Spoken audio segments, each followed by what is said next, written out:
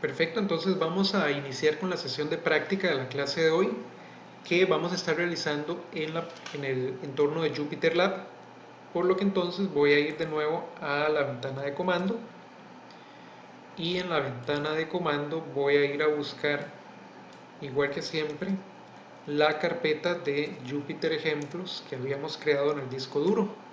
Entonces cd Jupyter ejemplos, ingresamos a la carpeta y le vamos a dar entonces Jupyter Lab para ir a Jupyter.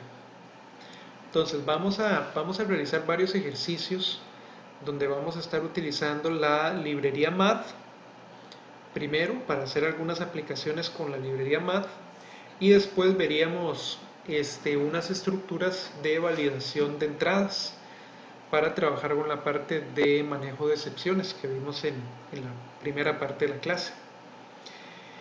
Entonces, ya ahora que estamos aquí en Jupyter, voy a ir a crear un cuaderno de programación nuevo y a ese cuaderno de programación entonces le vamos a poner un título. Entonces, con Markdown, ¿verdad? Igual que siempre, vamos a poner podemos poner práctica con las funciones de la librería Math y con manejo de excepciones. De acuerdo.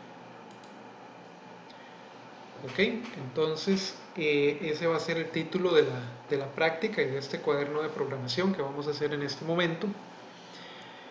Y vamos a comenzar entonces con otro subtítulo y le vamos a poner con doble signo de numeral para hacer un título más pequeño, ¿verdad? Uso de las funciones de la librería Math. Ok, entonces ya ahora sí, dentro de la librería Math vamos a hacer un primer fragmento de programa donde vamos a calcular, como hicimos en el ejemplo visto en clase, la circunferencia de un círculo. Entonces, calculando la circunferencia de un círculo. Ok, entonces acá, como vamos a utilizar una función de la librería Math, tenemos que llamar la librería. Entonces vamos a importar la librería Math. Y recuerden que usamos entonces la instrucción import y luego Math. Esta librería pues se importa una única vez en el programa. Si nosotros la vamos a usar en otros segmentos de código más abajo, no hay necesidad de importarla por cada segmento. Por esta vez que la estemos importando, ya la importamos en todo el cuaderno de programación. Lo mismo en Python, en PyCharm, por ejemplo. Si estuviéramos trabajando en PyCharm, la librería se importa una única vez para todo el programa. No hay necesidad de llamarla varias veces. Entonces, ya ahora que tenemos la librería importada, vamos a tomar o vamos a leer, podríamos cargar el valor de la constante pi. Y entonces vamos a definir una variable, digamos valor de pi, y le vamos a asignar math.pi. Ok, fácilmente. Luego vamos a tomar el radio del círculo. Entonces vamos a crear una variable que se llame radio, por ejemplo, y nosotros le vamos a asignar directamente un 3, por ejemplo, o cualquier número que ustedes quieran. Y aquí entonces calcularíamos la circunferencia.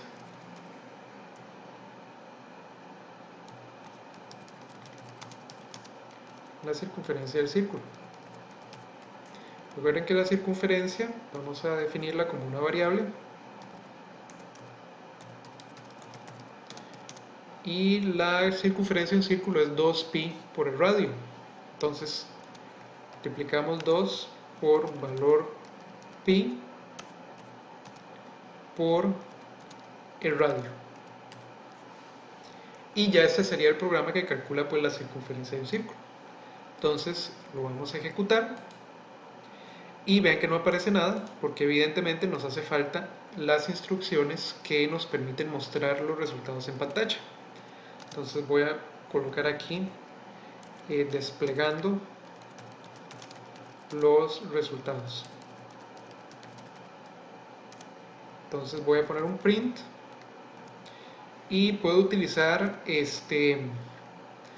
las cadenas con formato como vimos en clases pasadas. Entonces yo puedo poner la circunferencia del círculo de radio, y aquí voy a insertar el radio. Como radio es un número entero, no tengo que ponerle ningún tipo de decimal, pero si radio tuviera decimales, pues entonces yo aquí puedo controlar cuántos decimales yo quiero mostrar. Yo puedo poner radio, 2 puntos y un punto 2f para decirle a la computadora que me muestre radio con 2 dígitos a la derecha del punto decimal. Entonces la circunferencia del círculo de radio, lo que mide el radio, es, y aquí voy a mostrar entonces circunferencia. Y circunferencia, evidentemente, por la forma en la que lo estamos calculando, va a ser un número flotante. Entonces aquí con más razón tengo que poner, digamos, un punto 2f, y voy a poner aquí metros, que son las unidades. Entonces, ya ahora sí está listo. Donde yo lo ejecuto, me aparece aquí el mensaje: la circunferencia del círculo del radio 3 es 18,85 metros. Aquí pueden también poner las unidades del radio, para que entonces se lea de radio 3 metros es de 18,85 metros. Y estamos utilizando math para obtener el valor de pi. Ok, ese sería el primer ejercicio que vamos a resolver. Ahora, digamos que yo en el segundo ejercicio, en este segundo ejercicio, yo quiero obtener el ángulo de un triángulo que está opuesto a un lado y adyacente a otro lado. Es decir, necesito utilizar funciones trigonométricas. Entonces lo que vamos a hacer es calcular un ángulo, o el ángulo de un triángulo, el ángulo de un triángulo dados el lado opuesto y el lado adyacente.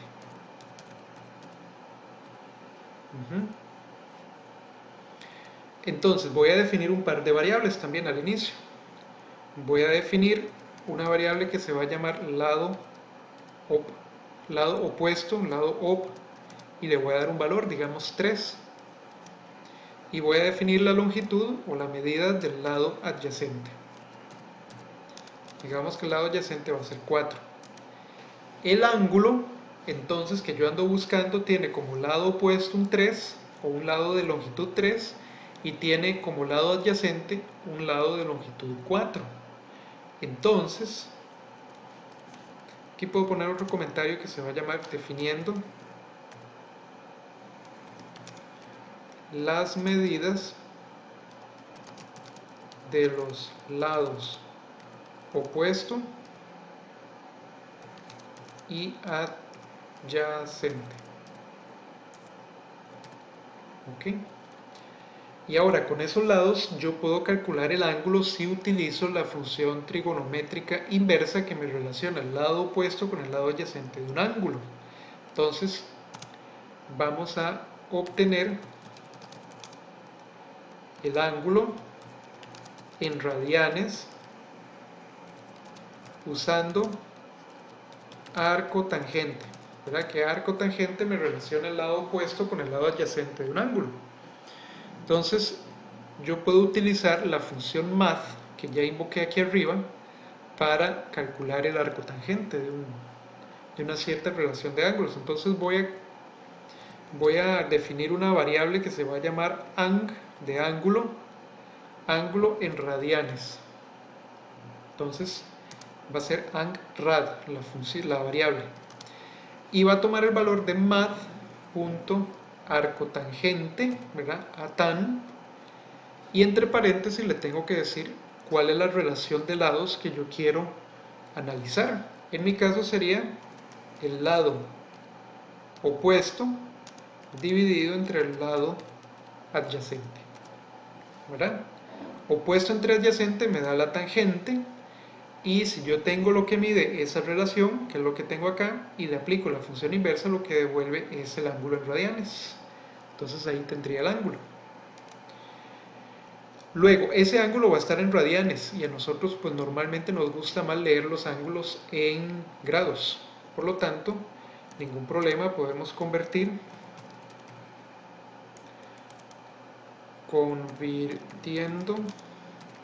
el ángulo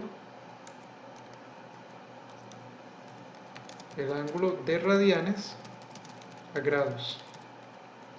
Y de nuevo podemos utilizar las funciones de la librería math. Entonces voy a definir una variable nueva que se va a llamar ángulos o ang_grad, o sea en grados, y le voy a asignar entonces lo que me dé math.degrees, que es la función que convierte un ángulo de radianes a grados, y entre paréntesis le doy la medida de mi ángulo en radianes. Entonces vean que aquí tengo un ángulo en radianes, la función me va a devolver un ángulo en grados, y ese ángulo en grados yo lo voy a asignar a una nueva variable. Y ahora pues entonces ya podemos mostrar los resultados. Desplegando los resultados. Perfecto, entonces usaríamos la función print, igual que siempre. Print, podemos decir, bueno, el ángulo va a ser muy probablemente también un número flotante, entonces voy a utilizar el atributo f para controlar el número de decimales que voy a mostrar. Entonces, el ángulo entre los lados indicados es 2 puntos, y aquí voy a desplegar la variable ang_grad y la voy a mostrar con, digamos, 3 números a la derecha del punto decimal. Ok, entonces donde yo ejecuto este segmento de código, vean que me aparece el mensaje. Aquí voy a me hace falta colocar las unidades, grados, para que entonces cuando yo lo ejecute se vea que el ángulo entre los lados indicados es 36,87 grados. Si yo cambio alguno de ellos, digamos un ángulo de 4, 4, o lado opuesto de 4, lado adyacente de 4, evidentemente me va a dar un ángulo de 45, ¿verdad? Que es el ángulo agudo en un triángulo isósceles, en este caso, que tiene dos lados iguales. Si yo continúo aumentando este lado opuesto, entonces voy a hacer que mi ángulo vaya aumentando en magnitud, ¿verdad? En grados. Entonces ven que de esta forma podemos utilizar la variable, la librería math y todas sus funciones para obtener cálculos matemáticos que tal vez nosotros estamos ocupando en nuestros programas. En este otro ejercicio que vamos a hacer acá, vamos a trabajar con otras funciones de la librería math que tienen que ver con el manejo de secuencias, o que nos permiten sumar o multiplicar los elementos de una secuencia. Entonces vamos a colocar acá sumando y multiplicando los elementos de una secuencia. Entonces vamos a definir primero que todo una secuencia. Definiendo una secuencia de números. Las secuencias pues pueden tener elementos de cualquier tipo, pero en este caso vamos a definir una secuencia de números. Y voy a definirlo como una variable que se va a llamar secuencia. Entonces secuencia va a tomar el valor de una secuencia de números que de nuevo nosotros definimos utilizando paréntesis cuadrados y los elementos se separan con una coma. Entonces, por ejemplo, voy a crear una secuencia que va a ser 1, 2, 3, 4, 5, 6 y 7. Una secuencia de 7 elementos, todos ellos números enteros. Y ya aquí tendríamos definida esa secuencia. Entonces vamos a calcular primero la suma de los elementos de la secuencia. Entonces una secuencia nosotros, o la suma de los elementos de una secuencia, nosotros la podríamos generar o la podríamos calcular utilizando por ejemplo un ciclo for.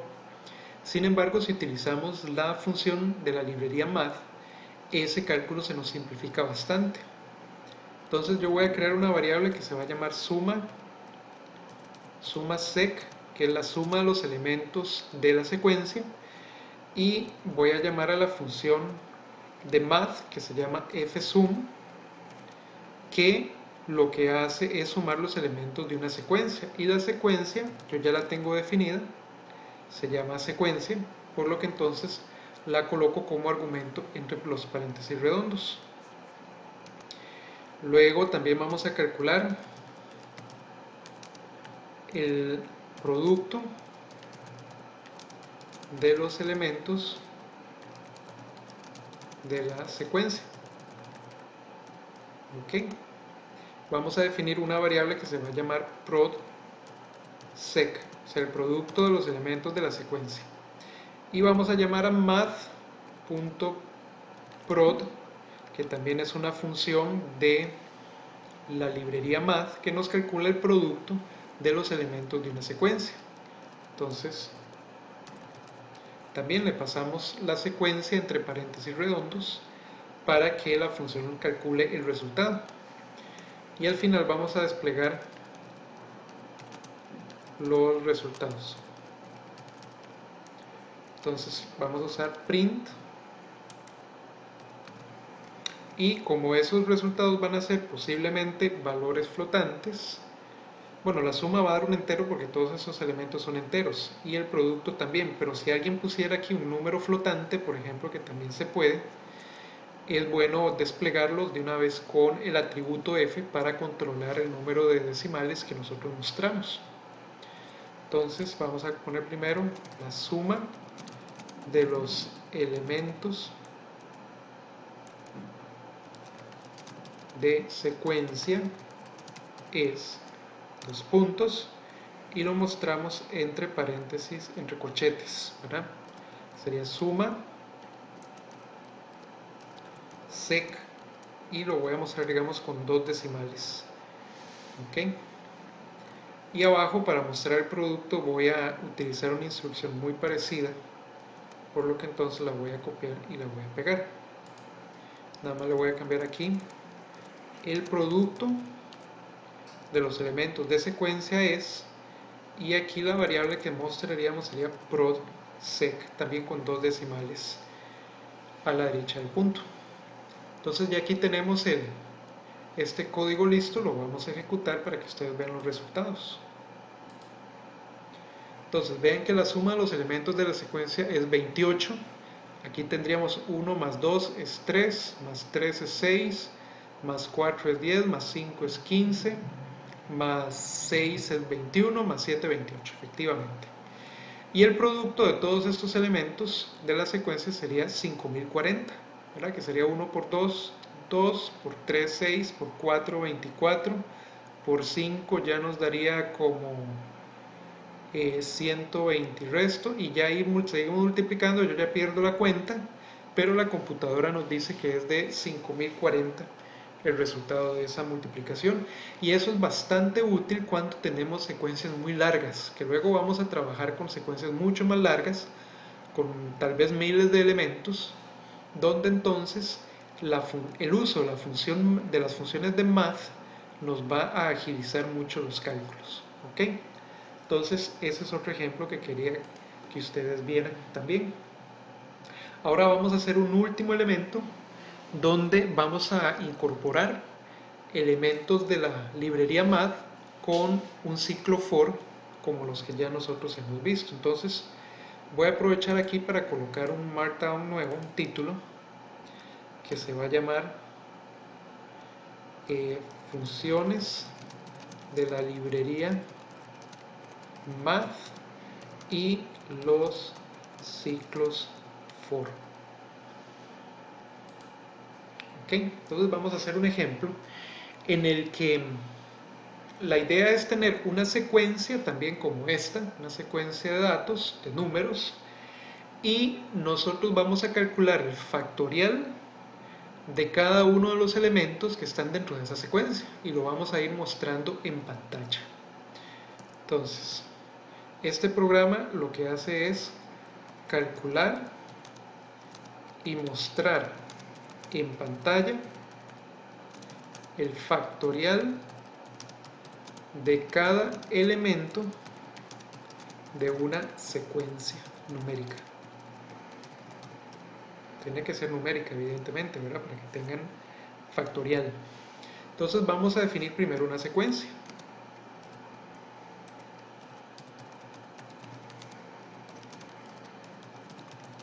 Vamos a definir una secuencia y le voy a llamar nuevamente secuencia. Le vamos a caer encima a esta variable de secuencia que habíamos definido antes. La voy a redefinir con otros valores. Entonces digamos que voy a hacer la secuencia de 2, 4, 6, 8 y 10. Siempre separados por coma. Esos son los elementos que van a estar en la secuencia. Y la idea es que el programa tome cada uno de estos elementos, calcule el factorial de cada uno de estos elementos y nos lo muestre en pantalla. Entonces tendría que ejecutarse 5 veces porque lo que tenemos son 5 elementos en la secuencia. Y como vamos a ir recorriendo la secuencia uno por uno, pues lo ideal es utilizar un ciclo for. Ciclo for para recorrer los elementos de la secuencia. Listo, entonces vamos a llamar a la función for, el ciclo for, y vamos a crear una variable que se va a llamar número. Y número va a ir recorriendo todos los elementos de la secuencia. Recuerde que en un ciclo for nosotros tenemos que ir recorriendo todos los elementos de una secuencia. Y para cada elemento de esa secuencia, el elemento en particular se va a cargar en esta variable que nosotros ponemos aquí al frente, que en este caso se llama número. Entonces, para número en secuencia, o sea, el número va a ir recorriendo todos los elementos de la secuencia, nosotros vamos a ingresar el ciclo for. Y en el ciclo for tendríamos que tomar el número en particular en el que estamos de la secuencia y tendríamos que calcularle el factorial. Entonces, vamos a calcular el factorial del número actual. Recuerden que el número la variable número va a ir cambiando de valor conforme vamos recorriendo la secuencia. Entonces voy a crear una nueva variable que se va a llamar factorial y a factorial le voy a asignar el factorial del número actual, ¿verdad? Y vamos a usar la función math.factorial. Entonces, número por cada ciclo va a ir tomando elementos de la secuencia de entrada. O sea, va a ir tomando 2, 4, 6, 8 y luego 10 al final. Y por cada uno de esos números vamos a calcularle su factorial y eso lo vamos a cargar en una variable temporal que se va a llamar factorial. Y lo vamos a mostrar en pantalla. Mostrar resultado en pantalla. Perfecto, entonces vamos a usar la función print. Yo también voy a usarla con formato, entonces voy a usar F. Entonces print el factorial del número es 2 puntos y lo voy a mostrar aquí. con corchetes, factorial, y lo voy a mostrar con, de nuevo, un número después de con un número decimal. Perfecto. Y cuando ya hayamos recorrido todos los elementos de la secuencia, pues el ciclo for debería de terminar y nosotros deberíamos de salir del ciclo o de la estructura for y vamos a mostrar un mensaje final.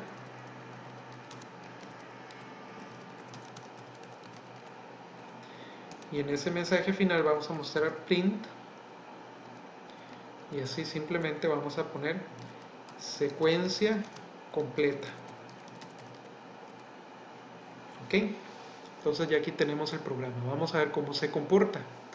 Entonces le voy a dar run y vean que aquí por cada elemento de la secuencia nos va a ir mostrando el factorial de ese elemento en particular y nos lo va a ir mostrando pues uno encima del otro, como está acá. Entonces el factorial de 2 es obviamente 1 por 2, que es 2. El factorial de 4 sería 1 por 2 por 3 por 4, que sería 24. El de 6 es 720, el de 8 40.320 y finalmente el de 10 es 3.628.800. Nosotros podemos darle un mayor formato a este mensaje que nosotros estamos mostrando. Podemos, por ejemplo, incorporar la variable número que nosotros tenemos aquí. Podemos decir el factorial del número, y aquí incorporamos la variable número, es, y mostramos factorial con un número decimal. Entonces vean que con este cambio, si yo lo despliego, me va mostrando pues el número y su correspondiente factorial.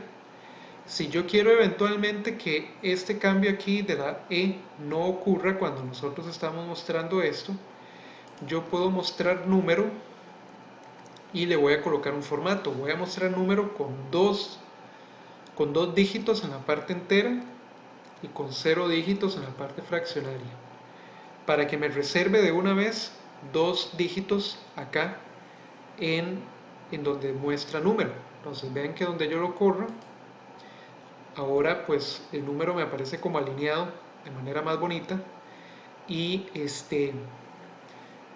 eso nos evita pues tener el número aquí un poco atravesado.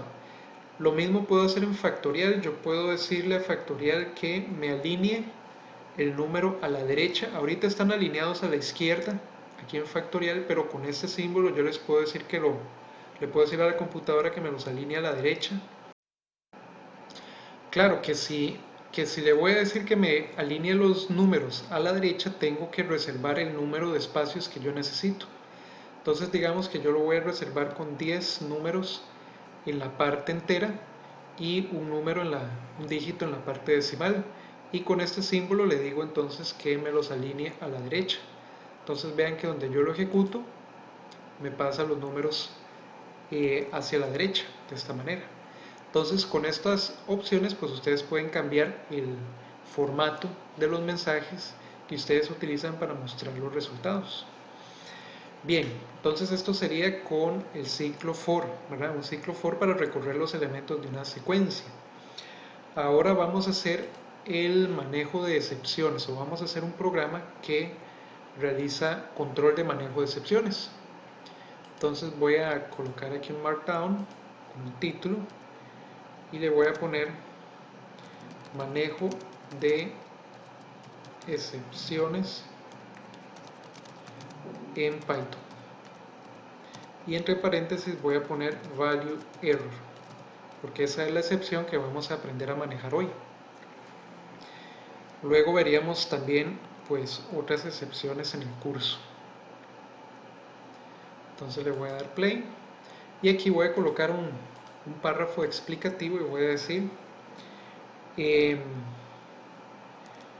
lectura de variables enteras o flotantes con validación de la información brindada por el usuario.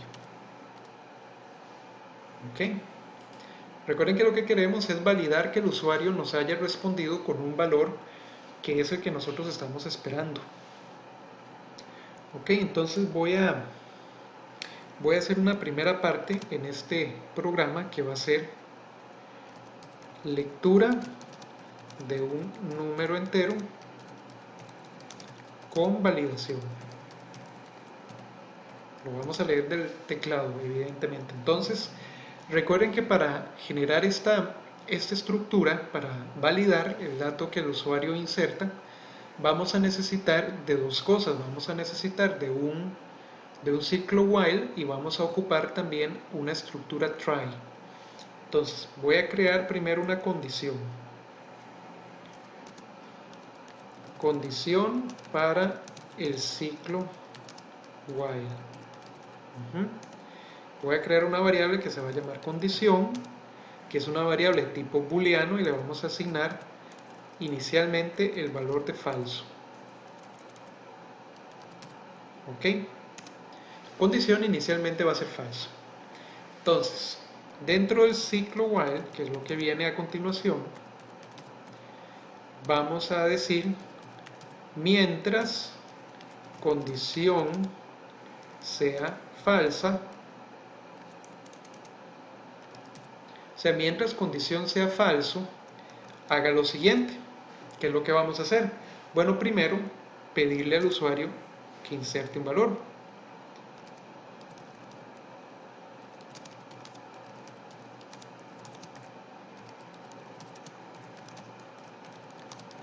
Un número entero, ¿verdad? Que es lo que estamos tratando de leer. Entonces vamos a leerlo en una variable que se va a llamar número 1, por ejemplo. Número 1 va a ser input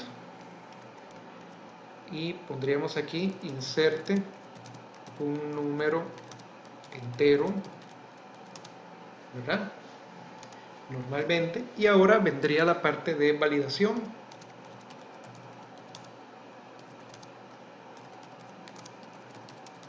Vamos a ver si efectivamente el usuario insertó un entero. Entonces aquí es donde vamos a usar la estructura try. ¿Qué es lo que va a hacer try? Bueno, va a ir a probar primero si podemos convertir número 1 en un entero. Entonces número 1 va a tener el valor de entero del número 1. Si esta instrucción de conversión se ejecuta correctamente, entonces no se generaría ninguna excepción y el programa continuaría ejecutándose. Por lo tanto, en la siguiente instrucción nosotros necesitamos cambiar la condición del ciclo while para que el ciclo while pueda salir. Ya recibimos la información que queríamos, entonces ya tenemos que salir del ciclo while. Y para salir entonces tenemos que pasar condición, que antes estaba en falso, tenemos que pasarla a verdadero o a true. Ahora, si esta instrucción que está acá nos genera una excepción, es decir, un error, entonces nosotros vamos a venir aquí y vamos a ejecutar el except. O sea, ¿qué pasa si se produce la excepción? ¿Y cuál excepción andamos buscando? La excepción value error. Si se nos produce esa excepción al ejecutar esta instrucción que está acá, lo que vamos a hacer es imprimirle al usuario un mensaje. Y ese mensaje va a decir error. El dato insertado, por ejemplo, el dato insertado no es un entero. Y entonces no cambiamos el valor de condición, por lo tanto condición va a seguir siendo falso y se va a ejecutar el ciclo while nuevamente. Ok, vamos a ir a pedirle al usuario nuevamente que inserte un número entero. Y ese ciclo se va a quedar ahí repitiéndose hasta que el usuario efectivamente nos inserte o nos digite un número entero que podamos convertir apropiadamente a un número. Entonces, cuando ya salimos de la estructura, al salir del ciclo, mostramos el número. ¿Ok? Entonces vamos a utilizar, por ejemplo, la instrucción print, el número insertado.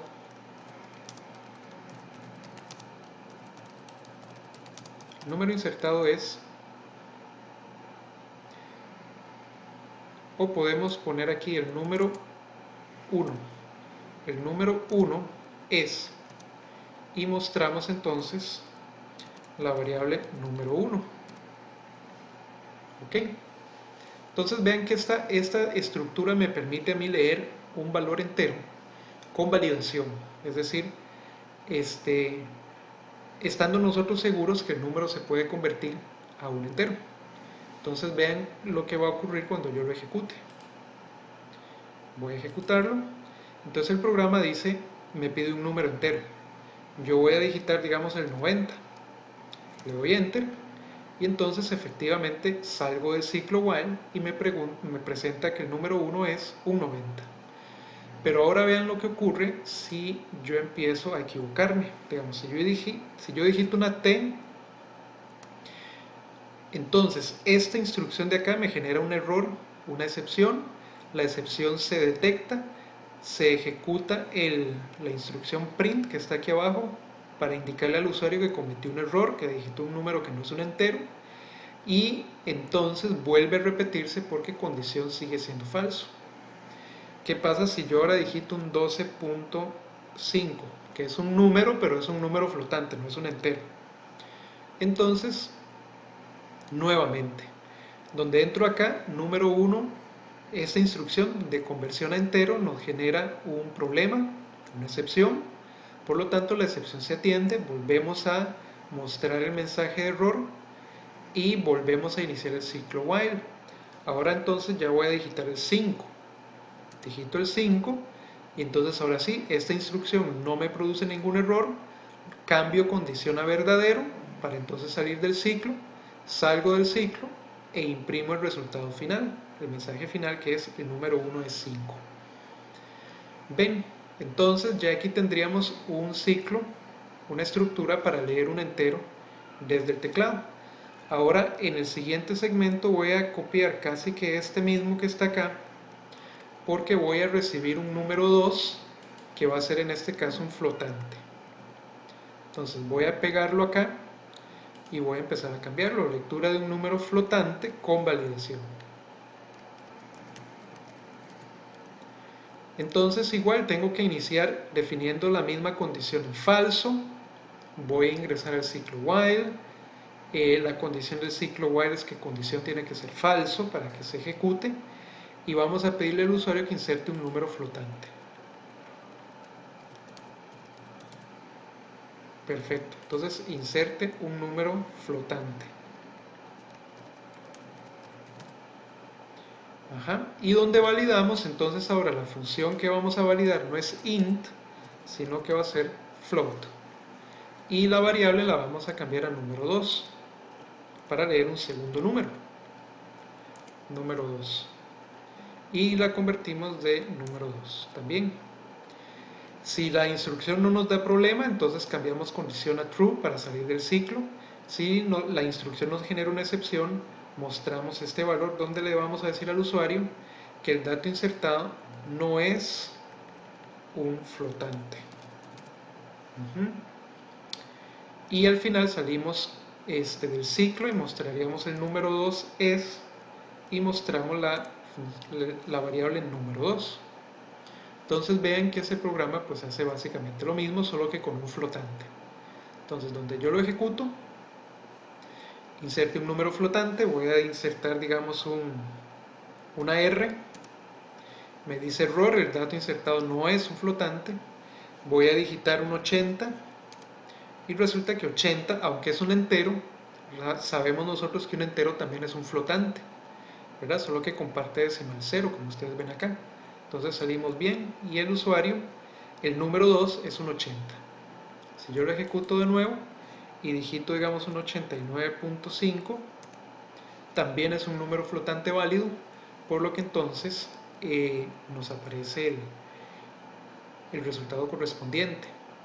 Si yo lo ejecuto de nuevo y digito un 78H, por ejemplo, me va a dar un error porque H no se puede convertir a ningún número. Entonces voy a digitar un 16.9 y ahora sí tenemos el valor correcto.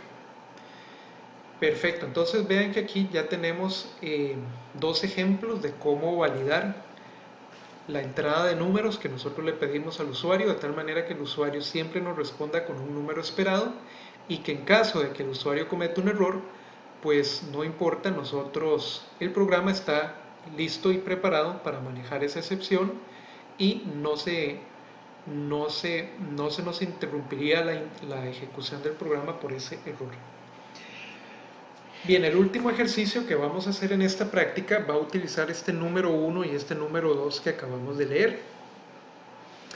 Y vamos a ver unas estructuras if anidadas. Ahora ese va a ser el último ejemplo que vamos a tener hoy. Y va a ser manejo de estructuras if anidadas. ¿Qué significa estructuras if anidadas? Bueno, que vamos a poner una estructura if dentro de otra estructura if, que eso sí se puede hacer. Y voy a insertar aquí un texto donde vamos a describir qué es lo que vamos a resolver en este ejemplo. Queremos probar, o se desea verificar que las variables o que la variable número 1 esté dentro del rango, digamos, desde 3 a 20. Vamos a ver si me lo reconoce, o probablemente voy a tener que utilizar un módulo de matemática. Mejor voy a utilizar un módulo de matemática de una vez para que me imprima estos corchetes bien.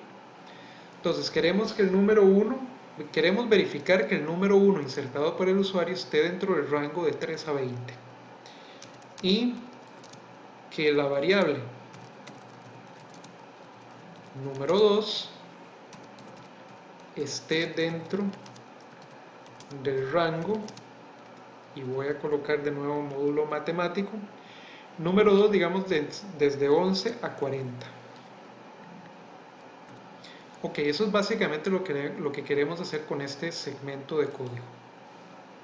Ok, entonces vean que aquí me muestra los rangos en módulo matemático, ¿verdad? Bien bonito.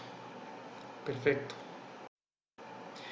Entonces, básicamente, número 1, si nos venimos a fijar aquí arriba, el número 1 tiene un 5. Y lo que queremos validar es que esa variable número 1 esté dentro del rango desde 3 a 20. Es decir, que número 1 sea mayor o igual que 3 y menor o igual que 20. Y número 2, en este caso, tiene un 16,9 y queremos probar que ese número 2 esté dentro de este rango, desde 11 a 40. Entonces vamos a crear una estructura de varios if anidados.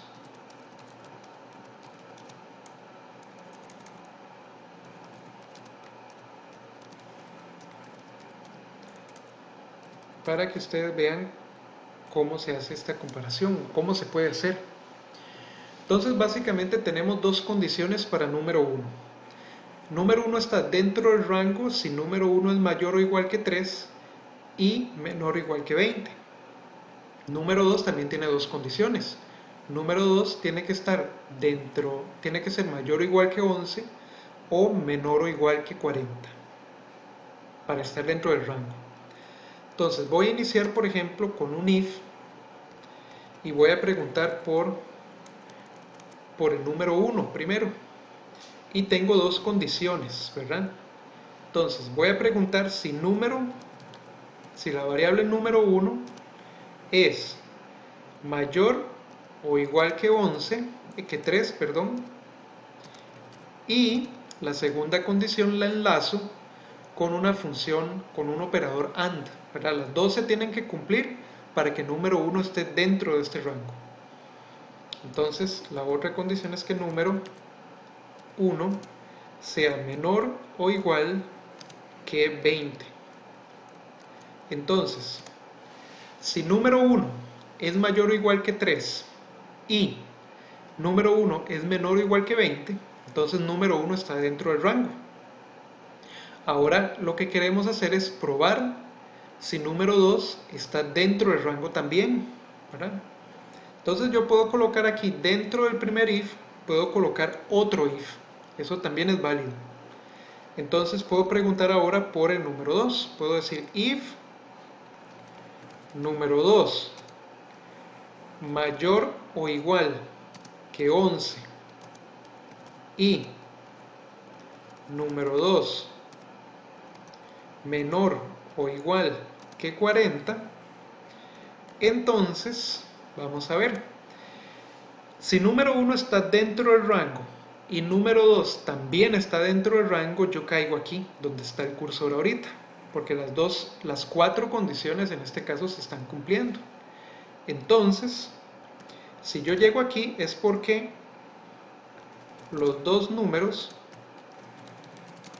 están dentro del rango o dentro de su rango. Entonces voy a mostrar con un mensaje print los dos números están dentro de su rango. ¿De acuerdo? Ahora, ¿qué pasa si este segundo if, si alguna de estas dos condiciones en el segundo if no se cumple? Bueno, entonces no entraríamos a esta parte, sino que saldríamos a este punto, y en este punto yo puedo colocar un else. ¿Ok? Si el número 1, si las condiciones del número 1 se cumplieron, pero las condiciones del número 2 no se cumplieron, entonces yo caigo aquí a donde está el cursor.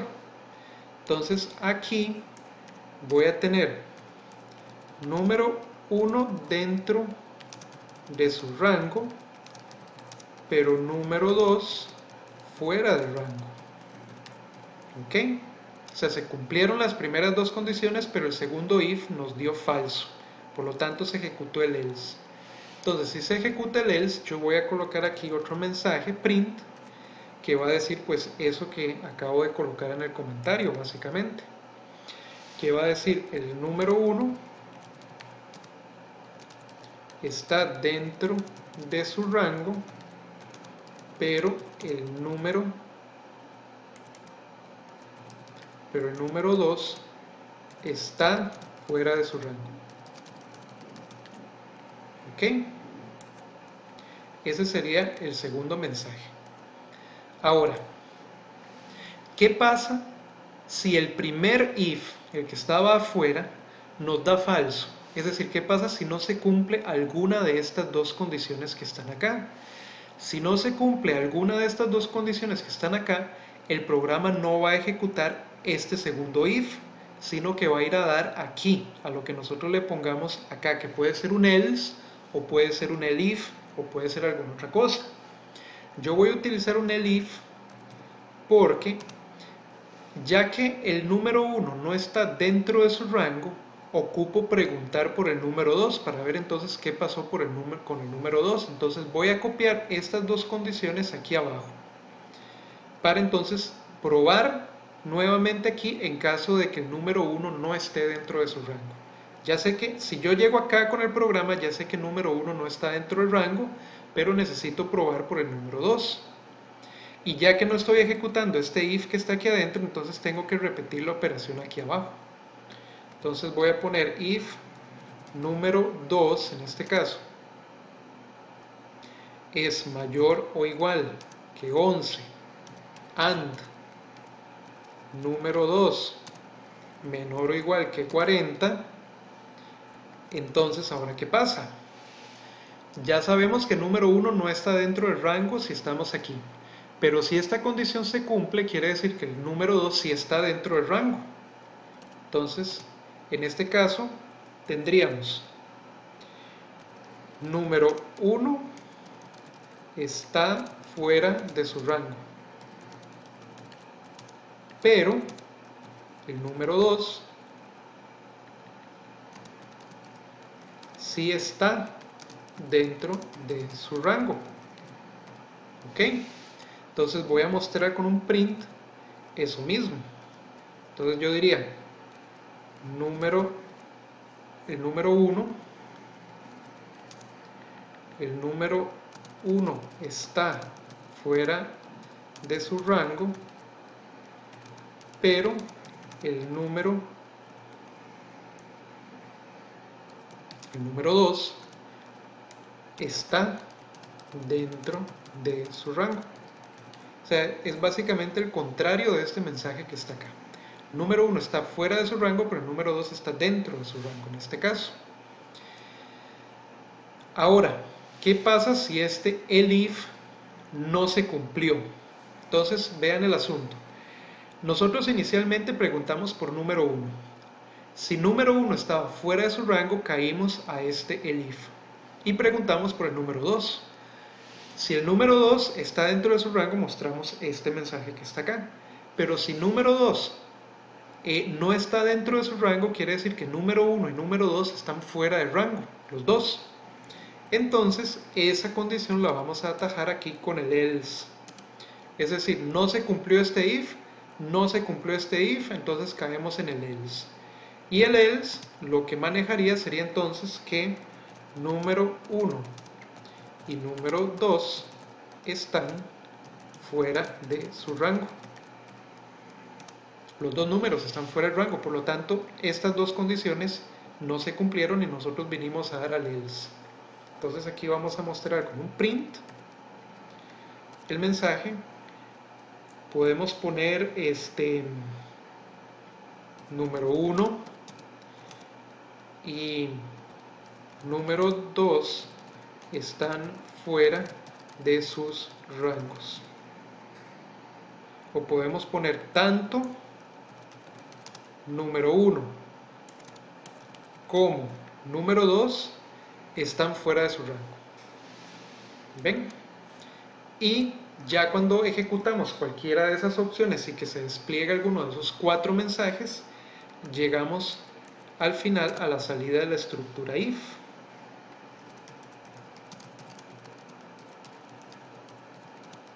De la estructura if que hemos creado, y vamos a mostrar un mensaje que se va a decir final de la estructura, por ejemplo. Final de la estructura. Listo. Entonces vean que aquí tenemos una estructura con if anidados. Tenemos un if dentro de otro if.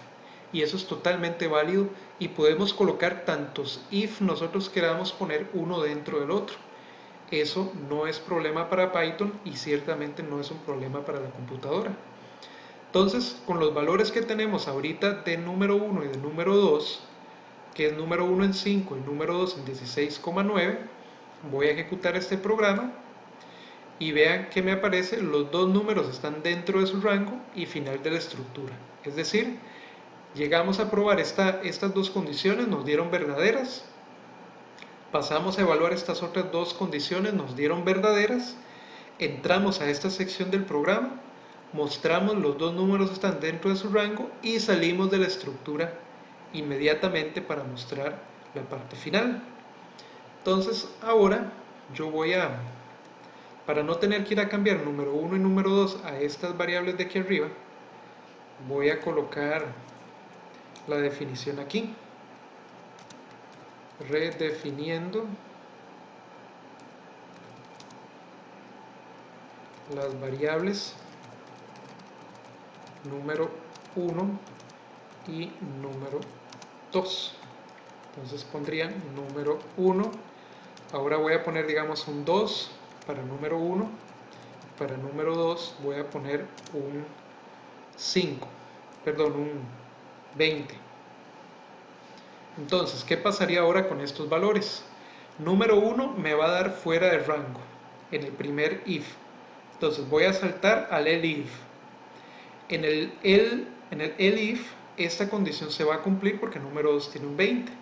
Por lo tanto estaríamos mostrando este tercer mensaje de acá. Y luego saldríamos del programa. Entonces si yo lo ejecuto, vean que ahora me aparece que el número 1 está fuera de su rango, pero el número 2 está dentro de su rango. Ahora si yo cambio y pongo, qué sé yo, un 8 a número 1 y un 50 a número 2 y lo ejecuto, Entonces vean que ahora me dice que el número 1 está dentro de su rango, pero el número 2 está fuera de su rango. ¿Por qué? Porque esta condición dio válida, pero esta segunda condición no dio válida, o sea, nos dio falsa. Por lo tanto, ejecutamos el else, mostramos este mensaje en pantalla y salimos de la estructura if. Y ya para terminar, si yo cambio ahora este número 1 a 34 y lo ejecuto, entonces me sale el último mensaje. Tanto número 1 como número 2 están fuera de su rango. Es decir, esta condición falló, esta condición falló, nos vinimos al elif, estas dos condiciones fallaron también porque el número 2 estaba fuera de rango. Lo único que nos quedó fue ejecutar el else, y en el else ya sabemos que si lo ejecutamos es porque tanto número 1 como número 2 están fuera de su rango. Y terminamos la estructura. Perfecto, entonces estos son los ejercicios que quería compartir con ustedes en esta clase de práctica. Vamos a salvar esto, vamos a cambiar el nombre, vamos a poner cuaderno 05, vamos a salvar, ya nos queda en el disco duro y ya podríamos cerrar entonces JupyterLab por acá. Vamos a decir que sí, y acá en la ventana de comando pues control C, igual que siempre, para interrumpir la operación del Jupyter. Ok, y luego cerramos el programa con éxito. Entonces, aquí vamos a quedar con la clase de práctica para el día de hoy y nos veríamos en un siguiente video. Recuerden nuevamente que si ustedes tienen cualquier duda, cualquier consulta, cualquier pregunta que quieran hacerme, nada más me contactan, ¿verdad? La idea es que ustedes no se queden con dudas y que podamos discutirlas sin problema. Perfecto, entonces nos veríamos en un siguiente video. Muchas gracias.